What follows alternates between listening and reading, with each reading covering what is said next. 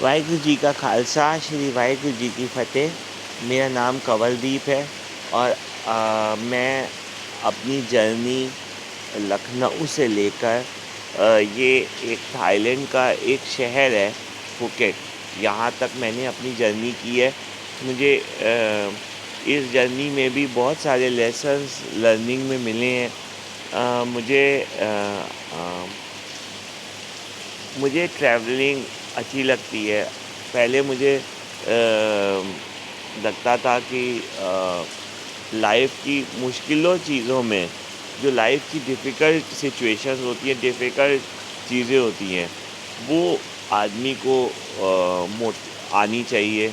लेकिन अब मुझे लगता है कि जो लाइफ की आसान चीज़ें होती हैं, जिनको अटेन करना आसान होता है, वो वो ज़्यादा इम्पोर्टेंट चीज़ें हैं।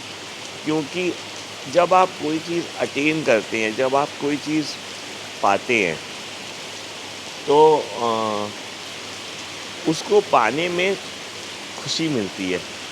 मान लो कि आपने एक जगह से दूसरी जगह ट्रैवल करके जाना है, जैसे मैं ट्रैवल करके आया। अब मैं यहाँ आया, जब मैं यहाँ पहुँचा, तो इसमें एक प्रोसेस लगा।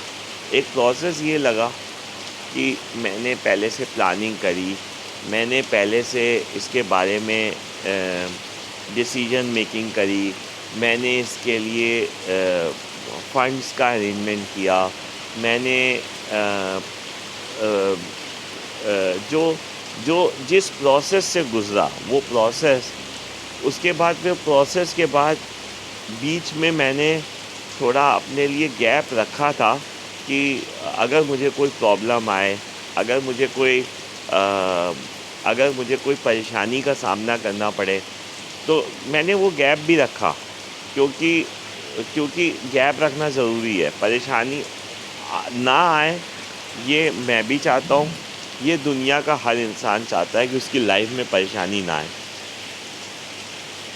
हमारे चाहने या ना चाहने से कुछ भी नहीं होता, इसलिए गैप रखना ज़रूरी है। थोड़ा-सा गैप रखा मैंने प्लानिंग के दौरान, और उसके बाद आज जब मैं यहाँ पहुँचा, और पहुँचने के बाद जो मुझे खुशी मिली, ये ये ये छोटी-छोटी खुशियाँ आपको हेल्दी, वेल्दी एंड वाइज़ रखती हैं। ये छोटी-छोटी खुशियाँ आपको आगे लाइफ को और जीने के लिए अ, अम, आपको प्रेरित करती है। ये आपको लाइफ में आगे बढ़ने के लिए और प्रेरित करती हैं। ये लाइफ को और समझने के लिए आपको प्रेरित करती है। ये बताती हैं, ये खुशियाँ या दुःख भी, मान लो दुःख भी आया, मान लो परेशानी भी आई। दुःख आपको बताता है कि मैं हूँ, मैं एग्ज़िस्ट कर सकता हूँ, आपकी खुशियों के बीच में एग्ज़िस्ट कर सकता हूँ। दुःख आपको बताता है कि मैं परेशानी हूँ, मैं आपको परेशान कर सकती हूँ। मैं मेरा मेरा काम ही आपको दुखों से, छोटे-छोटे दुखों से परेशान करते हुए इतना स्ट्रॉन्ग बना देना है कि आपको कोई भी दुःख ना लगे।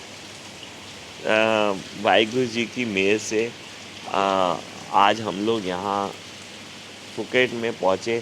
फुकेट में वेदर बहुत अच्छा है। कहते थे फुकेट में गर्मी है, बिल्कुल गर्मी नहीं है। यहाँ का वेदर बहुत ही अच्छा ठंडा वेदर है। और हम लोग इस बार फुकेट ट्रैवल करते हुए विदाउट लगेज ट्रैवल कर रहे थे, क्योंकि हमने जो अपना जो वो रखा था 7 केजीज़ का था, तो 7 केजीज़ की वजह से विदाउट लगेज हो गए। विदाउट लगेज ट्रैवल करना भी एक बहुत अच्छी मज़ेदार बात है। मैं एक बार अगर कोई ट्रैवल करे वहाँ विदाउट लगेज, तो उसको समझ में आएगा कि भाई उठाना तो आप नहीं है अल्टीमेटली, भले ही आप अपने 10 कपड़े उठा लो, तो भी उठाना आपने है। और रही बात कपड़ों की, रही बात एक्सेसरीज़ की, तो मिनिमल एक्सेसरीज़ से आजकल काम हो जाता है, ऐसे काम हो जाता है कि हर जगह हर चीज़ अवेलेबल है। कल मैं स्पेंसर में गया, तो स्पेंसर के अंदर ही शर्ट भी मिल रही थी, निक्कर भी मिल रही थी। तो मेरे पास निक्कर नहीं थी, मैं कपड़े नहीं लेके आया था, तो मैंने स्पेंसर से एक शर्ट ले ली, एक निक्कर ले ली, वेरी रीज़नेबल। और थाईलैंड की या फुकेट की एक यादगार भी हो गई, और आपके पास आप अपना ट्रैवल भी कर सकते हो। मेरा आप लोगों को बताने का ये वीडियो बनाने का एक पर्पस है। मेरा पर्पस ये है कि मैं चाहता हूँ कि सबके जीवन में जो खुशियाँ आ रही हैं या वो खुशियों के लिए अपने जीवन को आगे बढ़ा रहे हैं, उसमें वो थोड़ा-सा गैप दुखों के आने के लिए ज़रूर रखें, जिससे कि जब वो दुःख आए, तो वो दुःख आपको मैटर ना कर पाए। जब वो दुःख आए, तो आप उस दुःख से परेशान ना हो जाएँ। जब वो दुःख आए, तो आपका माइंड उस चीज़ को हैंडल कर पाए। आपका माइंड, आपका हार्ट, आपके बाकी बॉडी के फंक्शंस उस दुखों को ऐसे हैंडल कर ले जैसे वो दुःख था ही नहीं, और फिर वो आपको हेल्प करें एक और स्टेप आगे स्ट्रॉन्ग बढ़ने में।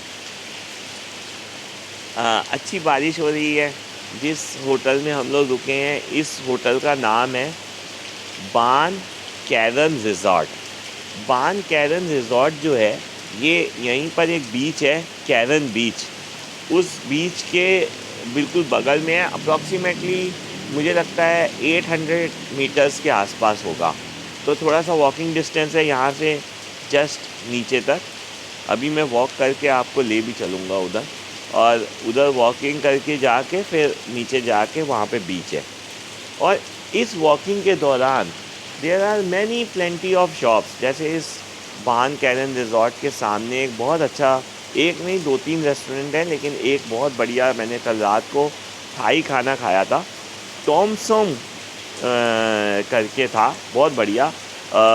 हमारा जैकी जो है वो समझ पाएगा। टॉम सम मैंने खाया था। उसके अलावा मैंने प्रॉन्स की एक डिश मंगाई थी, अच्छा था खाना। मुझे अब ये पसंद है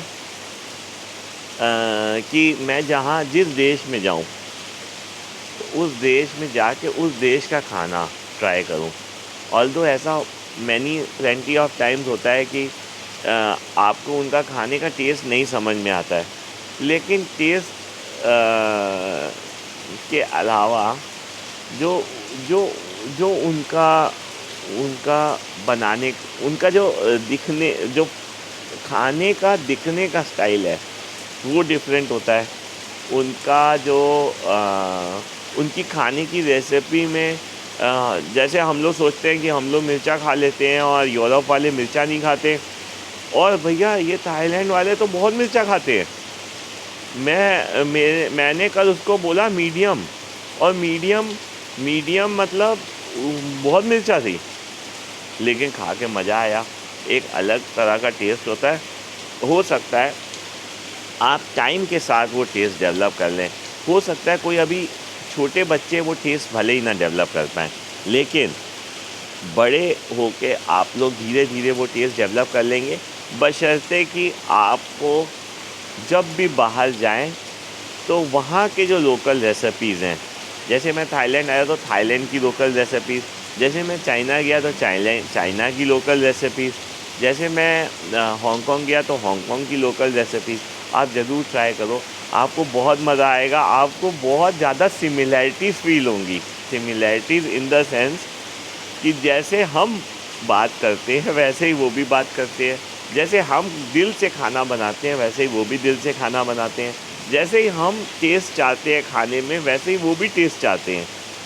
इंग्रेडिएंट्स तो फ़र्क हो सकते हैं, बनाने का मेथड फ़र्क हो सकता है, लेकिन जो एक उनके मन में जो खाना बना के उसके अंदर टेस्ट डालने की बात है, वो सेम है हम दोनों में। चाहे वो चाइना हो, चाहे वो यूरोप हो, चाहे वो अमेरिका हो, चाहे वो कोई भी देश हो। तो इसलिए मैं सबसे हाथ जोड़ के विनती करूँगा, एक बहुत अच्छा लाइफ का लर्निंग एक्सपीरियंस मिलता है बाहर आके, विदेशों में आके। आप इंडिया में भी घूम के अपने लाइफ को बहुत चीज़ें सिखा सकते हो, ज़रूर सिखानी चाहिए। लेकिन अगर आपको मौका मिले आप ज़रूर बाहर आओ। थोड़ा-सा डिफ़िकल्टी लेवल के अंदर अपने लिए गैप ज़रूर रखना। मुश खुशियों के बीच में थोड़े से दुःख की गैप ज़रूर रखना, जिससे कि जब वो दुःख आएगा तो आप कहोगे कि मैंने पहले से तैयारी करके रखी थी। मैं जानता हूँ कि ये दुःख आएगा और मैं जानता था कि ये दुःख आएगा, इसलिए ये दुःख आया है। और फिर आपको वो दुःख नहीं महसूस होगा।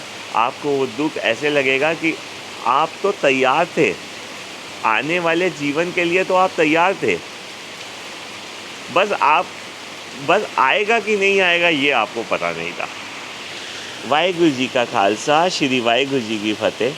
मेरे सारे दोस्तों को, मेरे सारे जानने वालों को मेरी तरफ से हर दिन खुशियाँ मुबारक हो। धन्यवाद।